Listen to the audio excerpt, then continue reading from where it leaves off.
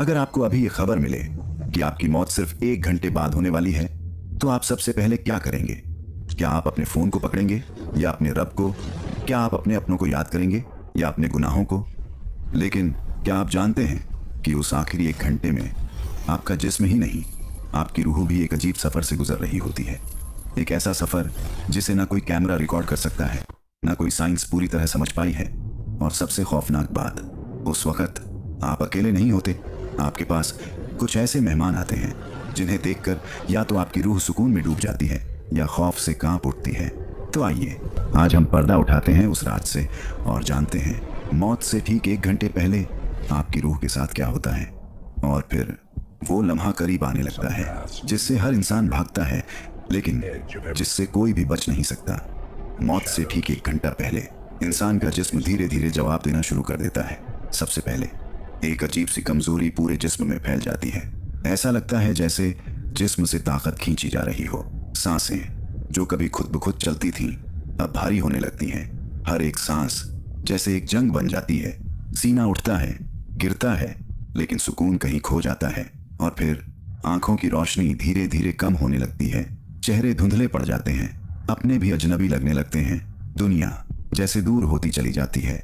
दिल की धड़कन जो कभी एक लय में चलती थी अब बेतरतीब हो जाती है, कभी तेज, कभी बहुत धीमी, जैसे दिल खुद समझ चुका हो कि उसका सफर अब खत्म होने वाला है। साइंस कहती है कि इस वक्त जिस्म के अंदर ऑक्सीजन कम होने लगती है, ब्रेन धीरे धीरे शटडाउन की तरफ बढ़ता है और इंसान एक अजीब सी हालत में चला जाता है। लेकिन कुरान और हदीस एक और हकीकत बयान करती हैं कि ये सिर्फ जिस्म की कहानी नहीं है, बल्कि रूह भी इस वक्त एक नई दुनिया में दाखिल होने की तैयारी कर रही होती है। और यही वो लम्हा होता है जब इंसान अपने पूरे गुजरे हुए वक्त को याद करने लगता है। हर गुनाह, हर नेकी, सब कुछ एक फिल्म की तरह आंखों के सामने चलने लगता है और दिल के अंदर से एक आवाज उठती है, काश मैं थोड़ा और वक्त पा लेता, काश मैं अपने रब के करीब हो जाता। लेकिन अब वक्त हाथ से फिसल चुका होता है और फिर एक ऐसा लम्हा आता है जब इंसान सिर्फ अपने जिस्म में नहीं रहता, बल्कि अपनी रूह को महसूस करना शुरू कर देता है। ये एहसास न पहले कभी हुआ होता है, न इसे अल्फाज में पूरी तरह बयान किया जा सकता है। ऐसा लगता है जैसे इंसान अपने ही जिस्म से दूर होता जा रहा हो। उसके आसपास लोग होते हैं, रो रहे होते हैं, लेकिन उसकी सुनने की ताकत बदल चुकी होती है। आवाजें धुंधली हो जाती हैं, जैसे किसी दूर की दुनिया से आ रही हों। और फिर दिल के अंदर एक अजीब सी घबराहट पैदा होती है। कोई वजह नहीं होती, लेकिन रूह बेचैन हो जाती है, जैसे उसे एहसास हो गया हो कि अब वापसी का कोई रास्ता नहीं। इस लम्हे में इंसान को अपने हर गुनाह की याद आने लगती है। वो झूठ, वो नाइंसाफी, वो नमाजें जो उसने छोड़ी थी, सब कुछ एक एक करके सामने आने लगता है। और अगर वो नेक इंसान होता है तो उसकी रूह को एक हल्की सी राहत महसूस होती है, जैसे कोई उसे तसल्ली दे रहा हो। एक सुकून जो दुनिया में कभी महसूस नहीं हुआ। लेकिन अगर आमाल बोझ बन चुके हों तो यही लम्हा खौफ में बदल जाता है। दिल जोर जोर से धड़कता है, रूह कांप उठती है और अंदर से एक आवाज आती है, अब क्या होगा? कुरान हमें इशारा देता है कि जब रूह गले तक पहुंचती है तो इंसान अपने अंजाम को देखना शुरू कर देता है। और यही वो वक्त होता है जब दुनिया से उसका रिश्ता धीरे धीरे टूटने लगता है। न माल की फिक्र रहती है, न शोहरत की, बस एक ही डर होता है, अपने रब के सामने खड़े होने का। और फिर रूह एक ऐसे दरवाजे के करीब पहुंच जाती है जहां से या तो रहमत का सफर शुरू होता है या अजाब का। और फिर वो लम्हा आ जाता है जब इंसान की आंखें कुछ ऐसा देखती हैं जो इस दुनिया के लोग नहीं देख सकते। अचानक कमरे का माहौल बदल जाता है, हवा भारी हो जाती है, खामोशी गहरी हो जाती है और फिर एक ऐसी मौजूदगी महसूस होती है जो इंसान ने कभी पहले महसूस नहीं की होती। अगर वो इंसान नेक होता है तो आसमान से सफ़ेद चेहरे वाले फरिश्ते उतरते हैं। उनके चेहरे सूरज की तरह चमक रहे होते हैं।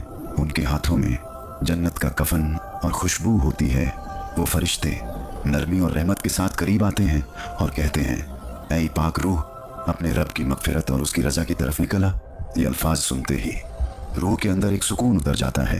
हर डर खत्म हो जाता है, हर बेचैनी मिट जाती है, जैसे कोई कह रहा हो, अब तेरा सफर आसान है। लेकिन अगर वो इंसान गुनाहों में डूबा हुआ हो तो मंजर बिल्कुल बदल जाता है।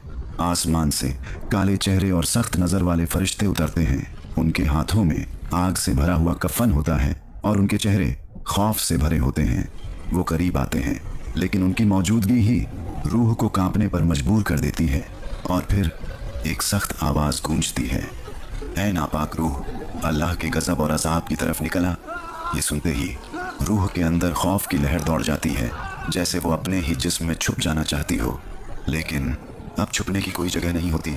कुरान इशारा देता है कि उस वक्त फरिश्ते इंसान के सामने होते हैं और इंसान उनकी हकीकत को देख रहा होता है। ये वो लम्हा होता है जहां सच पूरी तरह सामने आ जाता है।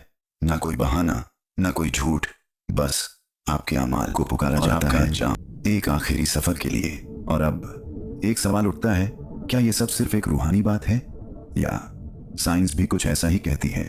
साइंस के मुताबिक मौत से कुछ देर पहले इंसान का जिस्म धीरे धीरे शट डाउन होने लगता है। सबसे पहले ब्रेन को ऑक्सीजन मिलना कम हो जाता है, और जैसे ही ऑक्सीजन कम होती है, इंसान की सोच, उसकी याददाश्त, सब कुछ बदलने लगता है। डॉक्टर्स बताते हैं कि इस वक्त इंसान को अजीब अजीब मंजर दिखने लगते हैं। कुछ लोग कहते हैं उन्हें एक तेज रोशनी नजर आई, कुछ कहते हैं जैसे वो किसी सुरंग से गुजर रहे हों। इसे साइंस में कहते हैं नियर डेथ एक्सपीरियंस, NDE। लेकिन सबसे हैरान कर देने वाली बात यह है कि दुनिया भर के अलग अलग लोगों ने लगभग एक जैसे तजुर्बात बयान किए हैं। कुछ लोग कहते हैं, मैंने अपने जिस्म को ऊपर से देखा, मैं अपने घर वालों को रोते हुए देख रहा था, यानी जिस्म नीचे था लेकिन एहसास कहीं और था।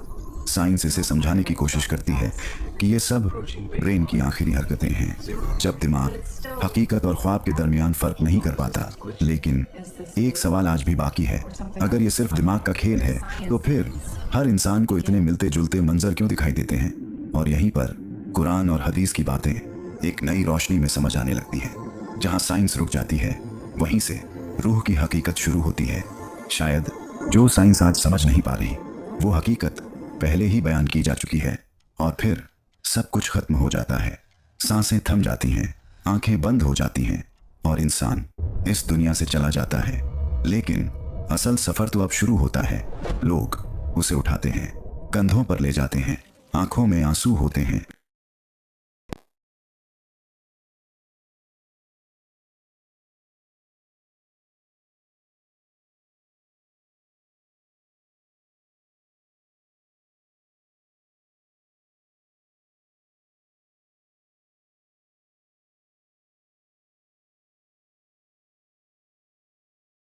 से हर आवाज कह रही हो, अब तू अकेला है।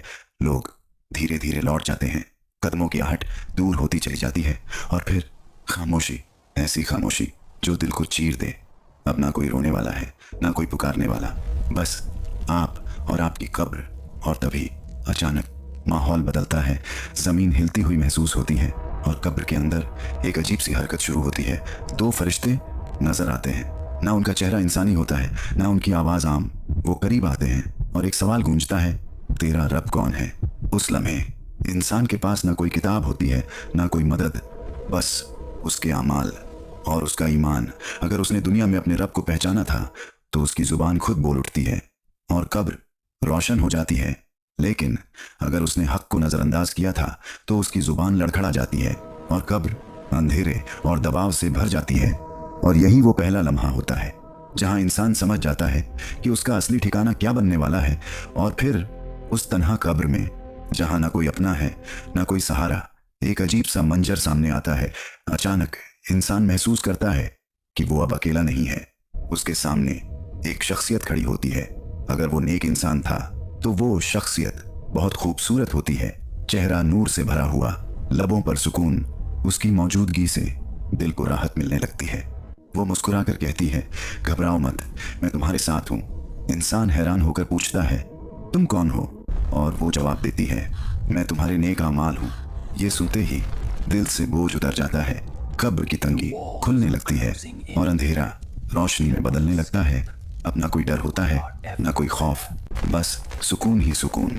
लेकिन अगर इंसान के अमाल बुरे हों तो मंजर बिल्कुल उल्टा हो जाता है। एक बदसूरत खौफनाक शख्सियत सामने आती है, चेहरा डरावना, आंखों में वहशत। उसकी मौजूदगी ही दिल को कांपने पर मजबूर कर देती है। वो सख्त आवाज में कहती है, अब डर, क्योंकि मैं तेरे साथ हूँ। इंसान कांपते हुए पूछता है, तू कौन है? और जवाब आता है, मैं तेरे बुरे आमाल हूं। ये सुनते ही कब्र की दीवारें जैसे सिकुड़ने लगती हैं, अंधेरा गहरा हो जाता है और दिल खौफ से भर जाता है। अब ना कोई बचाने वाला होता है, ना कोई सहारा, बस वही आमाल जो उसने दुनिया में कमाए थे। यही वो लम्हा होता है जहां इंसान समझता है कि असल दौलत ना पैसा था, ना शोहरत, बल्कि उसके आमाल थे। और फिर उस तन्हा कब्र के अंधेरे में, जब ना कोई आवाज होती है, ना कोई सहारा, इंसान अपने आप से सामना करता है। दिल के अंदर एक तूफान उठता है, यादें एक एक करके सामने आने लगती हैं। वो नमाज जो उसने टाल दी थी, वो गुनाह जिसे उसने हल्का समझा था, वो मौका जब वो अपने रब के करीब आ सकता था।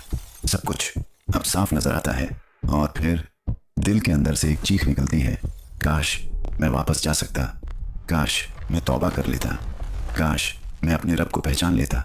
लेकिन अब काश का कोई मतलब नहीं होता।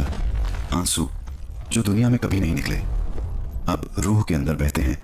इंसान पुकारता है, ऐ मेरे रब, मुझे एक मौका और दे दे, मैं सब ठीक कर दूंगा, मैं नमाज पढ़ूंगा, मैं गुनाह छोड़ दूंगा। लेकिन अब जवाब नहीं आता। कुरान हमें याद दिलाता है कि जब मौत आ जाती है तो इंसान यही कहता है, ऐ मेरे रब, मुझे वापस भेज दे। लेकिन उसे कहा जाता है, अब नहीं। यही वो लम्हा होता है जहां इंसान समझ जाता है कि असली जिंदगी तो पीछे छूट चुकी है और अब सिर्फ उसका अंजाम उसका इंतजार कर रहा है। और दिल के अंदर बस एक ही आवाज गूंजती है, काश मैंने पहले समझ लिया होता। और अब सोचिए, जिस कहानी को आप सुन रहे थे वो किसी और की नहीं, आपकी अपनी कहानी भी हो सकती है। वो कब्र, वो तन्हाई, वो सवाल, सब कुछ एक दिन आपको भी फेस करना है। ना कोई रिश्ता साथ जाएगा, ना दौलत, ना शोहरत, बस आपके अमाल। तो अभी भी वक्त है, सांसें चल रही हैं, दरवाजा खुला है। अगर आप चाहें तो आज से, अभी से अपनी जिंदगी बदल सकते हैं। नमाज की तरफ लौट आइए, अपने रब को याद कीजिए, गुनाहों से तौबा कर लीजिए, क्योंकि जब मौत सामने खड़ी होगी तब ना वक्त मिलेगा ना मौका। याद रखिए, मौत सिर्फ एक अंत नहीं बल्कि एक नई शुरुआत है। एक ऐसी शुरुआत जहां या तो हमेशा का सुकून होगा या हमेशा का पछतावा। तो फैसला आज करना है, आप किस रास्ते पर जाना चाहते हैं। अगर इस वीडियो ने आपके दिल को छुआ है तो इसे लाइक कीजिए ताकि ये पैगाम और लोगों तक पहुंचे। अपने दोस्तों और परिवार के साथ शेयर कीजिए, क्या पता आपका एक शेयर किसी की पूरी जिंदगी बदल दे। और अगर आप ऐसे ही दिल को छू जाने वाले इस्लामिक वाक़ियात सुनना चाहते हैं तो हमारे चैनल दस्तान-ए-इस्लाम को सब्सक्राइब कर लीजिए, क्योंकि यहाँ आपको सिर्फ कहानियाँ नहीं मिलेंगी बल्कि वो हकीकतें मिलेंगी जो आपकी रूह को जगा देंगी। और याद रखिए, वक्त बहुत कम है और सच बहुत करीब।